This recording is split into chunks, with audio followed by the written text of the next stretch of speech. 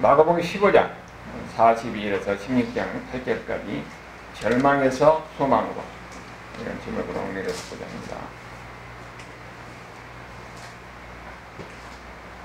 어떤 방송에서 보니까 유튜브에 나오는데 어떤 여자분이 나이가 좀 드신 분이에요. 복수한지 아니면은 그냥 평소인지 모르겠는데 언뜻 보니까 짧은 기가 나와요. 그분이 하는 말이 뭐라고 하냐면은 진짜 예수님을 만나면은 행동이 달라지고 눈빛이 달라진대요. 왜 눈빛이 달라지겠어요? 예수님을 진짜 예수님을 믿으면은 소망이 생기는 겁니다. 절망적인 삶이 아니라 소망이에요. 예수님에 대한 확신이 있습니다. 그래서 여러분 이렇게 눈을 보니까 다 눈빛이 다른 것 같아요. 그렇게 살아야 된다는 거예요. 예수 믿는 사람들은 소망이 있는 사람이에요. 이 세상에서 가지고 있는 무엇을 내가 얻었다 이뤘다 해서 하는 소망이 더 일적인 거지만은 영혼에 대한 소망이 있는 사람은 두려움이 아니라 생기가 있고 용기가 있고 삶에 대한 의욕이 있고 자신감이 있는 삶이 되는 거예요. 이것이 부활을 믿는 자의 삶입니다. 오늘 우리가 이제 성경의 마지막 부분이 아니는데 이 마가복음을 지금 우리가 8절까지 봤잖아요. 16장에. 근데 마가복음이 짧은 마가복음이 있고 긴 마가복음이 있어요. 왜냐 그러냐면은 마가복음의 초기 사본에는 8절까지밖에 없거든요. 거의 초기 사본에 다 8절까지 있어요. 그런데 후기 사본 중에서 유력한 사본회가 9절에서 12절까지가 9절에서 마지막 절까지 있거든요. 그래서 이것을 안 넣을 수도 없으니까 여기다가 가로를 쳐가지고 9절에서 12절까지 넣어놨던 거예요. 그래서 짧은 마가복음을 택할 것인지 긴 마가복음을 택할 것인지 저는 그래서 짧은 마가복음을 선택해서 여기까지 소개하는 거예요. 왜냐하면 이 마가복음 전체 구조상 여기까지 한 것이 맞기 때문에 자 우리가 그 내용을 이렇게 보면은 이 대부분으로 우리가 보는 거죠. 예수님이 십자가에서 죽어서 이제 무덤에 들어간 내용하고 다시 부활한 내용하고 이렇게 나오는데 먼저 42절에서 47절까지 내용 보면은 지금 이 날이 지금 어떤 날입니까? 안식일이 바로 시작되기 전 금요일 날이에요. 금요일 날. 안식일 전에 날이 저물었을 때 예수님이 금요일 날 몇 시에 운명하셨어요? 3시에. 3시에 십자가에서 운명하셨잖아요. 십자가에서 뭐라고 말씀하셨습니까? 엘리 엘리 라마 사막다니 나의 하나님 나의 하나님 왜 나를 버리셨습니까? 그러면서 절규하는 가운데서 내가 목마르다 다 이루었다. 아버지여 내 영혼을 아버지께 부탁하나이다. 십자가상에서 다 이뤘다는 거예요. 하나님의 뜻을 다 이룬 것입니다. 예수님이 이 땅에서 오셔서 하실 일을 다 이룬 것이에요. 그리고 3시에 십자가에서 운명하신 겁니다. 그런데 예수님께서 십자가에서 운명하시는데 그 예수의 죽음이 많은 사람들에게 영향을 미치게 돼요. 오늘 우리가 나오는 내용을 보면은 먼저 누가 나오냐면은 아리마대 사람 요셉이 나와요. 여기는 뭐라고 했습니까? 이 사람이 공회원이고 하나님 나라를 기다린 자라 그렇게 이야기했잖아요. 공회원이면 사내들인 공회원이에요. 예수님이 재판을 받을 때에 사내들인 공회원 앞에서 재판을 받았어요. 그래서 그들은 뭐라고 했습니까? 예수님 죽여야 된다고 했잖아요. 제사장을 중심으로 해서 모든 사내들은 공회원이 모여가지고 예수님을 재판하는데 거기에 누가 있었냐면은 아리마대 사람 요셉이 거기에 있었다는 겁니다.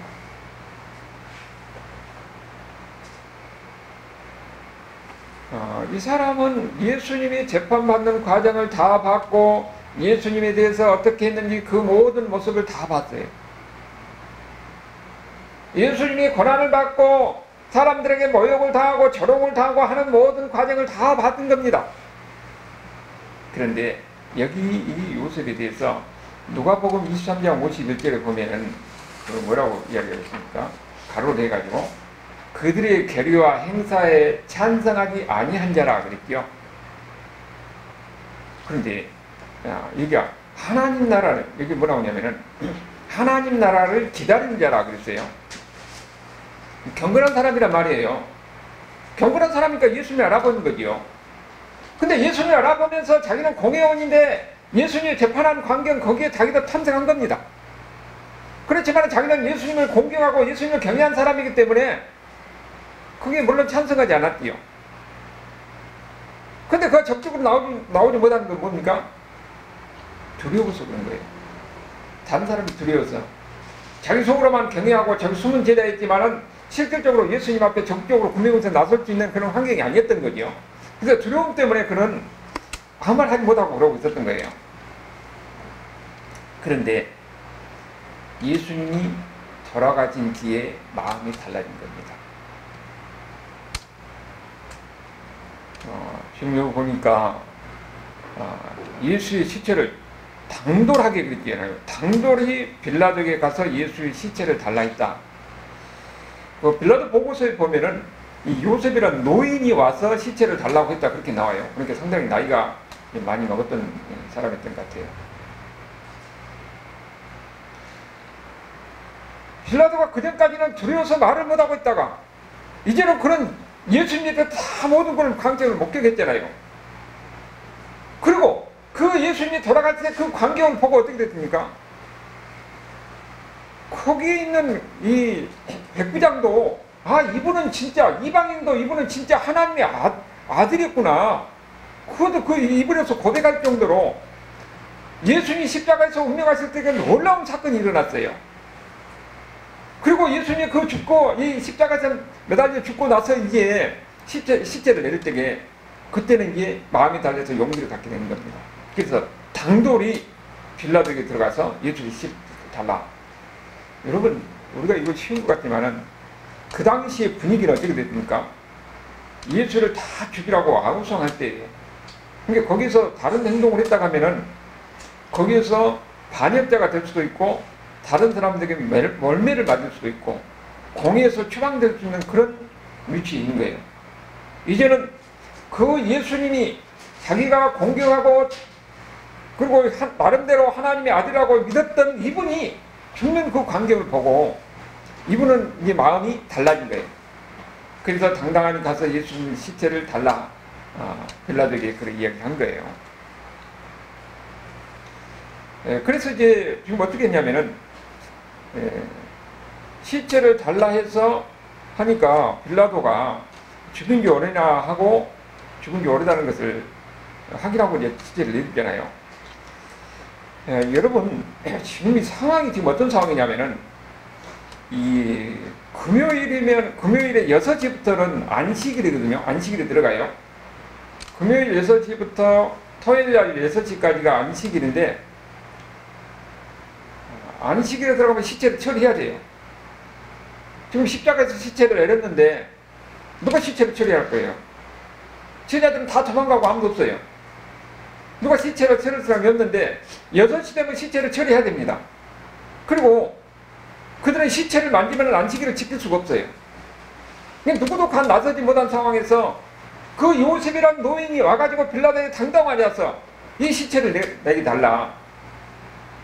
그래서 완전히 예수님이 죽었다는 것을 확인하고 시체를 주잖아요. 그리고 이제 시체를 내주는데 시체를 처리하는 겁니다. 어떻게 처리하는가 보니까 이미 요셉은 세마포를 사가지고 예수님을 내려다가 십자가에서 내는 거죠. 그리고 예수님을 시체에서 싸서 그 당시에 무덤은 이 바위를 뚫어서 그 불을 만들어서 거기다가 넣는 그런 우리하고 무덤이 다른 거예요. 바위를 뚫어가지고 그 안에 바위 안에 보면은 이 바위가 그 침상같이 되어 있는 게 하나 있고 두 개 있고 그래요. 근데 거기에 이제 놓은 거예요. 그렇게 시체를 요셉의 입장에서는 지금 시행시에 운명하셨으니까 지금 6시까지만 그 짧은 기간이잖아요. 상황이 아주 급박한 상황입니다. 6시 전에는 어떻게 처리해야 됩니까? 그렇게 처리하고 있을 때에 그때 니고데모라는 사람이 동참을 해요. 요한복음 19장 38절 39절을 보니까 아리마대 사람 요셉은 예수의 제자이나 유대인을 두려워하여 그를 숨겼다고 했잖아요. 그 지금 다른 사람 앞에서는 자기는 제자지만은 숨어서 예수님을 공경하고 예수님을 따랐던 거예요. 그런데 39절에 보니까 이미 시체를 가져가라 시체를 처리할 때에 39절에 일찍이 예수께서 밤에 찾아왔던 니고데모도 밤에 언제 찾아왔어요? 요한복음 3장에 보면은 밤에 다른 사람 이목이 있으니까 몰래 들어와서 예수님 앞에 사람이 어떻게 거듭나냐 하는 그 이야기를 하잖아요. 그 니고데모예요. 니고데모가 몰약과 침향 섞은 것을 가지고 왔더라. 뭐라고 그럽니까? 시체 처리하다가 나름대로 준비했던 거죠. 시체가 냄새나니까 시체에다가 침향이나 몰약을 좀 넣은 거예요. 왜 이 요셉이라든지 니고데모가 이런 일을 했겠어요? 다른 사람 제자들 다 도망가고 있는 가운데 그들은 나름대로 예수님의 가르침에 대해서 들었어요. 여기 숨은 제자라고 그러잖아요. 다른 사람이 들어서 나서지를 못했지만은 예수님의 가르침에 대해서 듣고 예수님을 공경하고 있었던 거지요. 그래서 마지막 예수님에 대한 공경과 경외의 표시로서 그들은 예수님이 돌아가시고 운명하실 때에 용기를 내서 다른 예수님께서 따랐던 제자들을 다 도망가고 없을 때 그들은 예수님을 시체를 처리했던 거예요. 그것도 용기가 필요했던 거죠. 이 요셉과 니고데모는 용기를 내서 예수님의 시체를 거기에 처리했던 겁니다. 이제 그리고 두 번째 보니까 40절에 누가 나옵니까? 여자들이 나오잖아요. 여자들도 그 광경을 목격하고 있었어요. 그래서 어디다 시체를 둔지, 무덤이 어디인지를 유심히 보고 있었던 겁니다. 그래 나중에 가서 이제 자기들도 이 시체를 위해서 준비했던 것을 할 수가 있으니까. 그 다음에 이렇게 했으니까 예수님 묻었습니까? 8시가 넘어서부터는 그 다음에는 안식일이에요. 여러분, 이 안식일은 이들에게는 어떤 시간입니까? 이미 예수님은 시체가 돼가지고 요셉의 손에 의해서 무덤에 묻어졌잖아요. 제자들이 그걸 보고 어떤 생각을 했겠습니까? 이미 그들은 예수님을 따랐을 때는 엄청난 기대를 하고 예수님을 따랐어요. 심지어는 제자들한테니까 예수님이 예루살렘에 간다고 할 때에 하나님 나라가 임하면 자기가 어떤 자리를 차리니까 누가 수석이냐 누가 1번이냐 하고 서로 다툴 정도가 됐어요. 그것뿐만 아니라 세베대의 아들 그 어머니는 당신의 나라가 임하면 내 아들 하나는 우편에 하나는 오른편에 자의정 영의정 뭐 이런 자리를 위해서 부탁할 정도가 됐어요. 그러니까 그들은 예수님을 살 때는 무엇인가 기대를 하고 무엇인가 꿈을 갖고 있었는데 예수님이 죽고 가서 무덤에 들어가니까 그들은 아무 이제는 소망이고 무엇이고 꿈이고 다 사라진 겁니다. 그러니까 절망의 토요일이에요. 여인들은 우리나라 같은 나름대로 예수님에 대해서 무엇인가 다 기대를 했는데 이제는 예수님이 죽고 나서는 아무 꿈도 없어지고 희망도 없어지고 모든 게 사라진 거예요. 이게 바로 절망의 토요일입니다. 그런데 이것이 오늘 우리 모든 삶에도 마찬가지라는 겁니다. 우리 인생에도 마찬가지예요. 예수님의 부활에 대해서 확신이 없으면 근본적으로 절망에 삽니다. 왜냐하면 사람은 죽음의 한계를 넘어설 수가 없어요. 사람들이 이 세상에 살면서 나름대로 목적을 가지고 살고 나름대로 무엇인가를 이루고 살지만은 그것은 일시적인 그런 기쁨을 주고 일시적인 소망을 줄지는 몰라요. 그러나 그들도 죽음 앞에서는 두려워할 수밖에 없습니다. 무엇인지 죽음을 넘어설 수가 없거든요. 그래서 죽음의 한계 속에서는 사람은 누구나 다 절망하게 되어 있는 거예요. 인간은 삶이란 것은 근본적으로 절망적인 삶이에요. 그래서 인간이 이런 삶에 대해서 고민하고 나오는 것이 철학이고 철학은 아무리 연구하고 한들 그들의 결과는 뭡니까? 염세적인 것일 수밖에 없어요. 철학에서 기쁨이 있는 것이고 소망이 있는 것이 아닙니다. 그들에게는 그런 염세적이고 절망적인 것으로 갈 수밖에 없는 거예요. 모든 인간의 삶이 다 그렇다는 거예요. 우리가 주변에서 보면은 예수 모르고 이 세상에서 나름대로 무엇을 이루었다 살지만 그 내면 깊이에는 두려움이 있는 겁니다. 왜 두려움이 있습니까? 죽음에 대한 두려움이 있는 거예요. 죽음의 한계를 넘어서 줬기 때문에 그것이 인간의 삶이에요. 여러분, 우리에게도 마찬가지입니다. 예수님의 십자가 사건이 어떤 사건이에요? 우리에게는 십자가 사건 엄청난 의미가 있잖아요. 왜? 많은 사람을 위해서 예수님이 십자가에서 대신 죽으신 것이니까. 예수님이 십자가에서 많은 사람을 위해서 죽으셨는데 만약에 예수님의 부활이 없었다면 그것은 우리에게는 아무 우리하고 관계가 없는 것이에요. 그리고 우리에게는 헛것이 되는 겁니다. 그래서 고린도전서 15장 13절에 14절에 보니까 뭐라고 하냐면은 만일 죽은 자의 부활이 없으면 그리스도도 다시 살아나지 못하겠으리라. 여러분, 죽은 자의 부활이 있다는 거예요. 그것을 뭘로 증명했느냐? 예수님이 살아나는 것을 통해서 죽은 자의 부활이 있다는 것을 증명한 겁니다. 그런데 여기서 우리가 잘 생각해야 될 것은 하나님의 아들로서 부활한 것이 아니에요. 예수님은 이 땅에 완전한 인간으로 오셨습니다. 완전한 인간으로. 하나님의 아들이지만은 인간이 완전한 인간으로 오셔가지고 인간으로서 죽은 거예요. 인간으로서. 그것이 우리에게 중요한 의미가 있습니다. 인간으로서 오셔가지고 고난을 받고 모욕을 당하고 결국은 인간으로서 십자가에 매달려서 죽으셔서 무덤에서 장사됐어요. 그런데 그 예수님의 부활도 인간, 완전한 인간으로서 부활하셨다는 것이 우리에게 중요한 의미가 있는 겁니다. 예수님이 죽으시고 완전한 인간으로서 부활하셔서 부활한 자의 첫 번째 열매가 된 거예요. 그것이 우리의 부활을 증명해 주는 겁니다. 앞으로 우리도 예수님처럼 이렇게 부활한다는 것을 보여주는 거예요. 그래서 우리도 그러기에 소망이 있고 희망이 있는 겁니다. 우리가 이 세상에서 살다가 예수님을 아무리 잘 믿고 산들 죽음으로서 끝난다면, 부활이 없다면 우리에게 무슨 의미가 있겠습니까? 우리가 이 세상에서 예수 믿고 살면서 슬픔과 괴로움과 어려움을 다 당하는데 죽음으로서 끝난다면 무슨 의미가 있겠어요? 그러면 이 세상은 약육강식이 되고 동물의 세계가 될 수밖에 없어요. 그러나 성경을 통해서 우리에게 가르쳐준 것은 사람은 죽어서 끝나는 것이 아니라 그 안에 부활이 있는데, 예수님의 부활을 통해서 사람의 죽음으로 끝나는 것이 아니라 부활이 있다는 걸 보이는 거예요. 그것이 우리도 마찬가지로 예수님께서 부활한다는 겁니다. 그래서 뭐라고 그랬어요? 14절에 그리스도께서 만일 다시 살아나지 못하셨으면 우리의 전파도 헛것이라고 그랬어요. 너희 믿음도 헛것이고. 예수님을 믿는 데 의미가 있는 것은 부활이 있기 때문에 의미가 있는 겁니다. 우리는 보면은 다 예수님께서 십자가를 갖다가 왜 뗐냐면은 십자가 보면 예수님 죽음만 생각하는 거거든요. 그런데 십자가에서 예수님의 죽음보다 더 많은 것은 뭡니까? 부활 이후의 영광이에요. 우리는 그러니까 예수님을 볼 때는 십자가만 볼 게 아니라 십자가를 넘어서 부활의 영광을 우리가 바라봐야 돼요. 더 많은 영광, 하나님의 영광이 우리를 위해서 기다리고 있기 때문에 그 삶이 우리에게 소망 아닙니까? 그래서 예수 믿는 사람은 뭐를 바라보고 사느냐?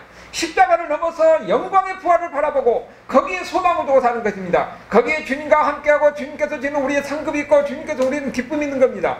더 나은 세계가 우리를 위해서 기다리고 있다는 이 믿음이 우리에게 이 세상에 예수 믿으면서 살면서 모든 고난과 어려움을 능히 극복해 나갈 수 있는 힘을 주시고, 그리고 또 우리에게 용기를 주는 거예요. 그것이 바로 부활의 힘입니다. 이것이 소망 있는 삶의 삶이에요. 여기 보면은 안식 후 첫날 예수님께서 부활하셨어요. 여러분, 예수님이 이 땅에 오신 것은 하나님이 이 땅에 오신 것이니까 완전히 인간으로서 낮아진 겁니다. 오신 것 자체가 육신을 입은 것 자체가 낮아진 거예요. 인간으로 오셔가지고 온갖 모욕을 다 당했어요. 그리고 예수님은 십자가에서 매달려서 죽으셨는데 이 죽음 자체도 완전히 낮아진 겁니다. 그런데 하나님이 그를 살리시고 하나님이 그를 높이셨잖아요. 베드로전서 5장 6절에서 뭐라고 하냐면은 그러므로 하나님의 능하신 손 안에서 겸손하라, 때가 되면 너희를 높이시라 그러는데, 겸손한, 여기서 겸손한다 말은 온갖 창피를 다 당하는 걸 말합니다. 우리가 예수 믿기 때문에 온갖 창피를 당하는 일이 많이 있습니다. 지금 기독교의 역사적으로 수없이 많이 보여줬잖아요. 예수 믿는 것 때문에 고난을 당하고, 예수 믿는 것 때문에 어려움을 당하고, 예수 믿는 것 때문에 자산도 다 뺏고 추방당하고 죽음을 당하고 이런 수많은 어려움이 있었어요. 그런데 베드로는 뭐라고 했냐면은, 여기 겸손하단 말이 바로 그거예요. 그러면은 하나님이 높이신다는 거예요. 하나님의 능력으로, 하나님의 지혜로 높이신다는 겁니다. 예수님을 그렇게 하셨어요. 예수님이 그렇게 된 겁니다. 이 땅에서도 낮아진 모습으로 죽음을, 이 십자가에서 매달려서 무덤 속에 들어가는 것 자체가 지금 낮아진 겁니다. 그런데 하나님이 그를 살리셨잖아요. 그를 높이셨습니다. 예수 믿는 사람도 마찬가지입니다. 예수 믿는 사람들, 내가 예수 믿는 것 때문에 어려움을 수많은, 여러분 우리가 가까이서 보면은 이 예수 믿는 것 때문에 하나님의 방식대로 하면서 손해난 일이 많아요. 형제가 오늘 나왔는데 다른 때는 교회 안 다닌다고 하면은 가서 한 바퀴 다 뛰어서 돈을 더 얼마나 벌 수도 있지만은, 그러나 나는 예수 믿기 때문에 내가 돈을 덜 벌더라도 예배를 지키겠다, 이 마음을 하나님 기뻐하신 겁니다. 때로는 내가 손해를 볼 수도 있고, 내가 때로는 어려움을 볼 수도 있어요. 하나님 방식대로 하면은 인간적으로 볼 때는 손해 볼 수도 있는 거예요. 그런데 하나님은 뭐라고 하냐, 하나님의 능하신 손으로 세우신다는 겁니다. 이 땅에서 우리가 거기에 대한 보상을 받지 못하면 나중에 천국에서 얼마든지 하나님이 우리에게 보상을 준다는 것을 얘기하는 거예요. 예수님 입장에서 십자가에서 죽으셨지만 하나님은 그걸 살리셨잖아요. 하나님의 영광의 보좌에 계신 겁니다. 여기에 하나님의 지혜가 있는 거예요. 여기 보니까 안식구 첫날 어떻게 됐습니까? 여인들이 향품을 가지고 가요. 이 여인들이 향품을 가지고 가는 것은 시체 바르기 위해서 향품을 가지고 가잖아요. 붙어진 광경을 보니까. 그리고 안식구 첫날, 이게 토요일날 6시까지 안식이잖아요. 그럼 안식구 첫날은 일요일날 새벽이에요. 이게 옛날에는 부활절 예배 새벽에 드는 거예요. 예수님이 주일날 새벽에 예수님이 부활하셨으니까. 근데 지금은 다 그렇게 아니라 예남 예배는 오후에 다 예배했던 거예요. 안식구 첫날 매우 일찍이 해돋는 때 그 무덤으로 가며 서로 말할 때, 누가 우리를 위하여 무덤 문에서 돌을 굴려주려. 그 무덤의 바위로 이 무덤을 막았는데, 그 무덤에 있는 바위는 그 장정들을 몇 사람이 이렇게 굴려야지 여인들이 그걸 굴릴 수 있는 돌이 아니에요. 그러니까 뭘 걱정을 하겠어요? 자기들이 향품 갖고 가고 예수의 시체를 발라야 되는데 무덤을 굴려줄 사람이 없잖아요. 그러니까 그거 오면서 그 걱정을 하고 있는 거예요. 그러면서 그 예수님이 무덤에 왔어요. 그런데 눈을 들어본즉 돌이 굴려져 있는데 그 돌이 힘이 크더라. 그럼 뭔 생각을 하겠습니까? 아니, 누가 예수님이 시체를 도둑질을 갔나? 그런 생각을 했을 거 아니에요. 그런데 그때 보니까 5절에 무덤에 들어가서 흰옷을 입은 한 청년이 우편에 앉아있는 것을 보고 놀랐다. 그러니까 무덤에 이렇게 문이 열려서 가만히 안에 들여다보니까 그 오른쪽에가 흰옷을 입은 청년이 거기에 앉아있는 거예요. 여기는 보니까 한 청년이, 한 사람이 거기에 앉아있는 것을 이야기하고 있잖아요. 그런데 누가복음 24장 4절을 보면 뭐라고 했냐면은, 이러이러 근심할 때 문득 찬란한 옷을 입은 두 사람이 곁에 섰어요. 여기는 문 밖에서 두 사람이 곁에 섰다고 얘기했어요. 그러면 천사가, 여기 이제 요한복음에서 천사라고 이야기하고 있는데, 이 사람은 사람이 아니라 천사예요. 그러면은 마가복음에서는 한 사람이라고, 누가복음에서는 두 사람이라고, 여기는 안에 있다고 하고 여기는 밖에 있다고 그랬어요. 그럼 한 사람이 두 사람이에요, 천사가. 여러분, 예수님이 부활한 그 순간, 십자가에서 운명하신 때도 엄청난 사건이 있잖아요. 초자연적으로 하늘이 어두워지고 그야말로 지진이 나고 이런 상황과 그런 엄청난 사건이었어요.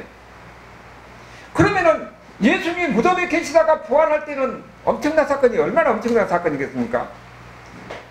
예수님은 하나님입니다. 하나님의 아들이 인간으로 오셔서 십자가에서 죽으시고 무덤에서 다시 부활할 때는 여러분 우주적인 사건이에요. 우주적인 사건. 그들은 모르는 거, 그들은 한 사람이 죽어서 무덤에 넣었다고 생각하지만 하늘의 관점에서는 우주적인 사건입니다. 그러면은 엄청난 천사들이 거기에 왔다는 것을 우리가 알 수가 있어요. 그러니까 여기에서 어떤 사람은 천사 한 사람을 보고 어떤 사람은 천사 두 사람을 보는 거예요. 그러니까 이렇게 표현되어 있는 거예요. 그래서 그 천사가 뭐라고 합니까? 천사가 청년이라고 표현했지요. 청년이 이르되 놀라지 마라. 너희가 십자가에 못 박힌 나사렛을 찾는구나. 그가 살아나셨다. 천사가 뭐라고 했어요? 예수님이, 너희들이 십자가에 못 박혀 죽은 예수님이 살아나셨다. 그러면서 무덤을 보이는 거예요. 빈 무덤을 보이는 거예요. 무덤에는 아무것도 없는 겁니다. 예수님이 살아나셨다는 겁니다. 제일 먼저 누가 목격합니까? 여인들이 목격하는 거예요. 성경에는 여자들이 예수님이 살아나시고 무덤이 비어있다는 것을 그대로 기록했어요. 여러분, 만약에 이 성경이 예수님의 부활이 가짜라면은 그 당시에 여자들은 증인으로서 인정을 안 했어요. 여자들의 이야기를 다 무시했습니다. 근데 성경은 그것이 사실이니까 여자들의 이야기를 그대로 기록해 놓는 거예요. 예수님의 부활에 대해서 역사적으로 수없이 많은 논란이 있었어요. 그것이 사실이냐 아니냐. 거기에 빌라도 보고서도 보면은 그 당시에 있었던 빌라도 보고서가 한계했다고 보는 것을 보면은 그것도 나와요. 왜냐면은 가기도 빌라도도 엄청난 사건이 있었는데 이 유대인들이 그 유대인들을 돈으로 매수해가지고 이 시체를 훔쳤다 이렇게 저기라고 선동했다고 그런 얘기 나오는 거예요. 그런데 예수님이 그 당시에도 이게 무덤이 없어진 것, 그때 엄청난 소동이 일어났던 것만은 분명한 것 같아요. 여기에 온갖 논리로 예수님의 그 부활을 부정하려고 하는 그런 논리들이 있는데, 심지어는 어떤 사람은 유대인들이 훔쳐서 숨겨다 놨냐? 그러면 제자들이 예수님이 부활하셨다고 할 때 그 시체를 내놔서 다 여기 있다고 그렇게 하면 될 텐데 그렇게 안 됐잖아요. 그래서 또 말합니다. 제자들이 숨겨서 예수님이 살아나셨다고 부활했다고 그렇게 얘기했다고 하는 거예요. 그런데 사람이요, 제자들 다 어떻게 했습니까? 숭배했잖아요. 누가 거짓말을 했다 목숨을 건 사람이 누가 있습니까? 없습니다. 진리의 목숨을 걸지 거짓의 목숨을 걸지 않아요. 제자들은 진리이시던 살아나신 예수님을 증거하기 위해서 그들은 다 숭배한 사람들이에요. 그 이역 말리 그 당시로 보면은 저 멀리 영국까지 러시아까지 인도까지 가서 그들은 살아나시고 부활하신 예수님을 증거하기 위해서 모든 고난을 마다 안고 그들은 가서 증거한 사람입니다. 예수님이 살아난 것이, 죽었다가 다시 살아난 것이 진리이기 때문에 거기에 대해서 목숨을 건 것이에요. 그리고 정황상으로도 보면은 예수님이 제자들이 훔쳤다는 것은 말할 수가 없다는 거죠. 그것이 마태복음 27장에 보면은, 봐봐요. 마태복음 27장 62절에 보니까 51페이지 이신약성경. 마태복음 27장 62절에 그 당시의 상황을 마태복음 잘 기록되어 있어요. 그 이튿날은 주일일 다음 날이라 대제사장들과 바리새인들이 함께 빌라도에게 모여 이르되, 지금 뭐냐면은 예수님이 시체가 없어졌어요. 예수님이 지금 다시 살아났다고 온 지금 유대 사이에 지금 아주 소동이 일어나는 겁니다. 그러니까 이 대사장이라든지 유대 지도자들도 지금 자기들도 문제가 심각하잖아요. 근데 나름대로 모여가고 빌라도 앞에서 지금 대책을 논의하고 있는 거예요. 근데 그 사람들 말을 하는 걸 들어보니까 뭐라고 하냐면은, 주여 저 속이던 자가 예수님 보고 하는 말이잖아요. 살아있을 때 말하되 내가 사흘 후에 다시 살아나려 한 것을 우리가 기억하노니. 근데 그 사람들도 보니까 예수님이 설교한 것을 다시 다 알고 있었던 거예요. 예수님이 내가 지금 다음에 다시 사흘 만에 살아나리라 하는 그 이야기를 지금 자기들도 지금 기억하고 있는 겁니다. 그러므로 명령하여 무덤을 사흘까지 굳게 지키게 하소서. 그의 제자들이 와서 시체를 도둑질하여 가지고 백성들에게 말하되 그가 죽은 자 가운데서 살아났다 하면은 후에 속임이 전보다 더 클까 하나이다. 그 사람들은 예수님의 가르침을 다 속임수로 봤던 거지요. 근데 예수님이 다시 살아났다는 거예요. 근데 그 예수님 말씀대로 다시 살아나면 어떻게 됩니까? 이제는 더 큰 문제가 되는 겁니다. 그러니까는 어떻게든지 지금 이 예수님이 살아났다는 것을 거짓말을 하기 위해서 이 백성들이 뭐라고요? 실제로 도둑질해 가지고 살아났다고 할 것 같으니까 뭐라고요? 빌라도에게 이르되 경비병이 있으니까 가서 힘대로 굳게 지키게 하라. 그들은 아직 예수님이 부활하기도 전에 이미 저 사람이 자기가 죽었다가 다시 살아난다고 했는데 진짜 살아나면 어떻게 되느냐. 그러면 더 문제가 된 것 같으니까 오히려 이 병사들을 그 무덤 앞에서 지키게 해달라는 거예요. 제자들이 시체를 도둑질해가지고 예수님이 살아날 것 같으니까. 그래서 빌라도가 그렇게 해요. 그래서 경비병들이 어떻게 하냐 보니까 경비병들과 함께 가서 돌을 인봉하고 이미 테이프를 딱 붙여가지고 거기다가 누구도 손 못 대게 다 해놨다는 거예요. 그거를 철저하게 지켰던 거예요. 예수님의 말씀대로 다시 살아났다 하면은 그야말로 이제는 온 유대 사이에 더 문제가 될 것 같으니까 병사를 지키게 하고 거기다가 인봉까지 그야말로 띠를 딱 붙여놓은 거예요. 그런데 그 다음에 어떤 일이 벌어졌냐. 2절에 보면 28장 2절에 보면은 큰 지진이 나며 주의 천사가 하늘로부터 내려와 돌을 굴려내고 그에 앉았는데 그 형상이 번개같고 그 눈은 눈같이 희건을. 그래서 지키던 병사들이 어떻게 돼요? 무서워 떨며 죽은 사람같이 되었더라. 완전히 지진이 일어나고 천사가 엄청난 영광의 모습을 온 천사가 있는 그 광경을 보고 병사들이 완전히 사지가 마비되는 겁니다. 그래가지고 그 병사들이 28장 11절에 보니까 뭐라 하냐면은 경비병 몇이 성에 들어가서 모든 된 일을 제사장에게 보고 있다고 해요. 제사장이 들어보면 어떻게 되겠습니까? 그렇잖아도 예수님이 다시 살아나면은 그거 자기들에게 엄청난 사건이고 난리인데, 아니 진짜로 보니까 지진이 일어나고 하늘에서 천사들이 내려오고 무덤이 아주 저절로 열리고 그런 상황이 기적같은 사건이 일어나는 거예요. 경비병이 놀래가지고 제사장한테 간 겁니다. 그랬더니 이제 그들이 장로들과 제사장들이 모여서 뭐라고 했다고요? 이거 큰일 나는 거예요. 그러니까 나름대로 대치고 논의하는데 어떤 일을 꾸미냐. 군인을 매수하는 겁니다. 돈을 주고 야 너희들 예수의 제자라서 시체를 훔쳐갔다고 그래라. 그리고 경비들은 나중에 어떻게 됩니까? 빌라도가 경비병들에게 너희들을 지키라고 그랬는데 제대로 안 지키면 자기 일을 다 못한 것이니까 나중에 자기 책임을 물을 수 있잖아요. 잘못하면 죽을 수도 있어요. 그러니까 뭐라고 하냐면은 14절에 보니까 만일 총독에게 들리면 우리가 권하여 너희로 근심하지 않게 하니까 일을 무마시켜 주겠다는 거예요. 그러니까 군인들이 돈을 받고 15절에 가르친 대로 하였으니 이 말은 오늘날까지 유대인 가운데 두루 퍼집니다.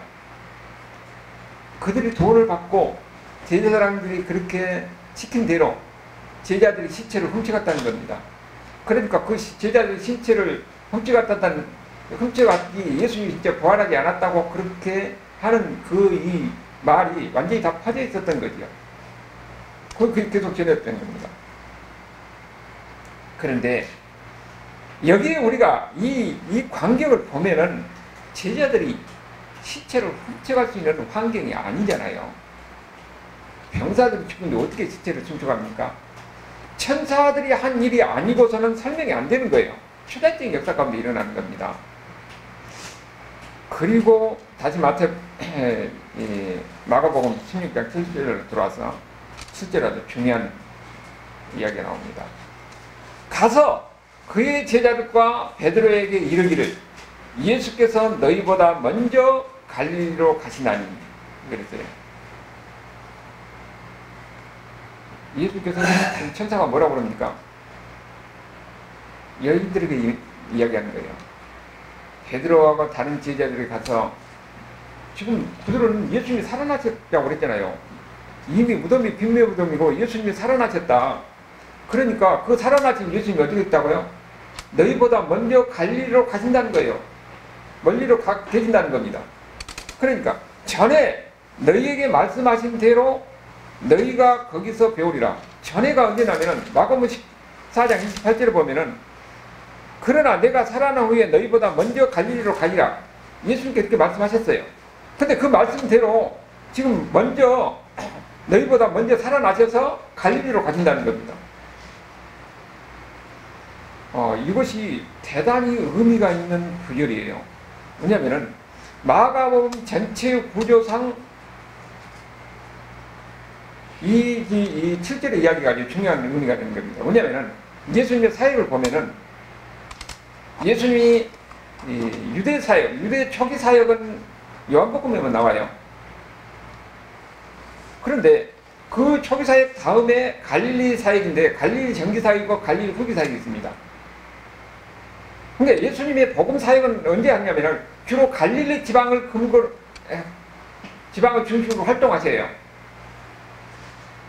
그런데 이 갈릴리 사역은 정기 사역 후기에서 나오는데 베드로의 신앙 고백 전과 후로 갈라져요.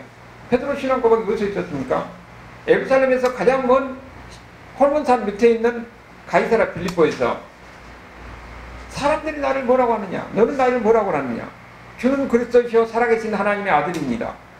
그러니까 그 전에는 정기사역했던 계속 예수님께 가르치는 건 뭡니까? 예수님이 누구냐 하는 것을 가르쳤어요. 제자들에게 예수님이 누구냐? 예수님은 완전한 하나님이고 완전한 인간이라는 것을 그들에게 가르치는 겁니다. 그러면서 천국 복음에 대해서 가르쳤던 거죠. 하나님 나라에 대해서 가르치고 예수님이 누군가에 대해서 가르치고 예수님이 왜 오셨는가에 대해서 가르치죠. 그리고 갈릴리 후기 사역에서는 이제는 그 예수님이 무슨 일을 하셨느냐. 그래서 베드로의 신앙 고백 위에 가이사라 빌립보에서 어디로 갑니까? 예루살렘으로 가는 겁니다. 그 예수님이 고난을 받고 죽으신다는 거예요.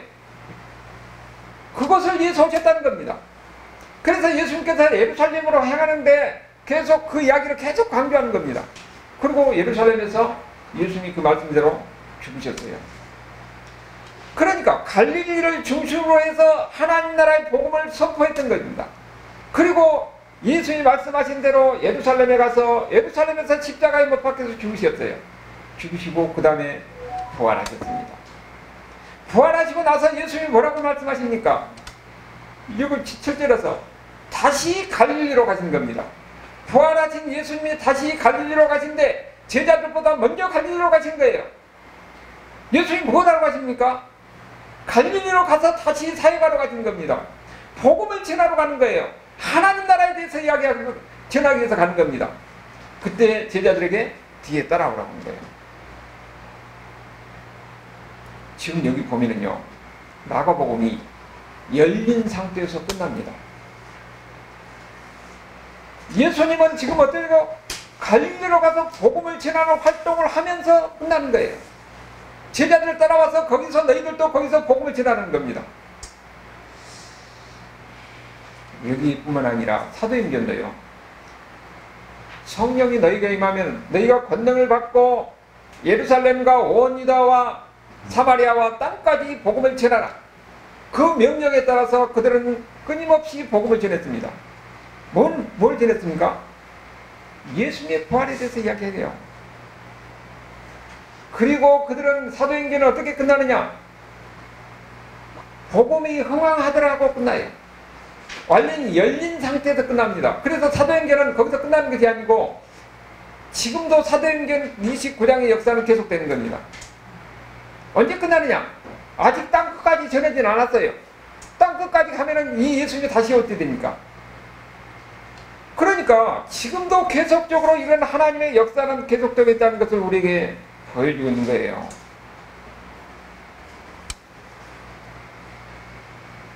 우리에게 중요한 것은 예수님이 먼저 우리에 앞서서 복음을 전하는 현장에 가 계신다는 거예요. 여기 보면은 여기 12제자뿐만 아니라 그의 예수님을 믿는 모든 사람들은 예수님의 제자가 되어서 우리가 어디로 가든지 복음을 전할 때 먼저 예수님이 거기에 가 계신다는 겁니다. 우리가 병거할 때에 거기에 예수님이 계시고 예수님이 우리에게 힘을 주시고 지혜를 주는 겁니다. 그것은 우리가 멀리만 가는 것이 아니라 지금 우리의 삶의 현장에서도 마찬가지예요. 내가 주어진 환경, 여건 속에서 내가 예수님의 말씀대로 살고 예수님을 증거할 때에 거기에 예수님이 계신 겁니다. 우리가 그 가운데서 어려움을 당하고 힘든 가운데 있을 때에도 예수님은 그 가운데서 우리에게 지혜를 주시고 힘을 주시고 그리고 우리를 다시 이렇게 세우시고 높이신다는 것을 성경 이야기를 통해서 우리가 보는 거예요. 여러분, 우리가 예수 믿는다는 것이 무엇이냐? 우리는 하나님 말씀대로 사는 겁니다. 하나님 앞에 순종하는 거예요. 우리에게 좀 사명이 있습니다. 우리가 주어진 환경에서 나 혼자 예수 믿고 잘 먹고 잘 사는 것이 아니라 우리는 이 예수님이 바로 어떤 분이냐, 하나님의 아들이고 그분이 십자가에서 우리 죄를 위해서 죽으시고 다시 살아났다는 겁니다. 그 살아나심으로 인해서 그들은 어때요? 다시 부활하시고 우리의 부활을 보이는 거예요. 우리는 그렇기 때문에 이 세상의 삶은 절망적인 살 수밖에 없는데 예수님이 부활하심으로써 우리가 소망을 가지고 사는 겁니다. 그리고 그 소망의 복음을 사람들에게 전하는 거예요. 이 세상에서 자기 인간것만 가지고 사는 그런 사람들은 슬픔과 어떤 절망 속에서 끝나지만 부활에 대한 확신이 있는 사람들은 소망을 가지고 사는 겁니다. 소망이 있는 사람들은 나 혼자만이 아니라 사랑하는 사람들에게, 이웃들에게 내가 주어진 환경과 역경 속에서 그들에게 전할 때에 하나님은 함께 하신 거예요. 예수님이 함께 하셔서 우리에게 지혜를 주고 능력을 준 겁니다. 여기에 우리가 쓰임받을 때에 하나님의 진정한 주신 축복을 누릴 수가 있는 거예요. 은혜를 주고 있고 거기서 하나님을 경험하는 겁니다. 여러분도 이런 하나님을 경험하는 은혜 가운데 살아가는 이런 복받는 그리스도의 신실한 제자들이 될 수 있기를 주님으로 축원합니다. 아멘.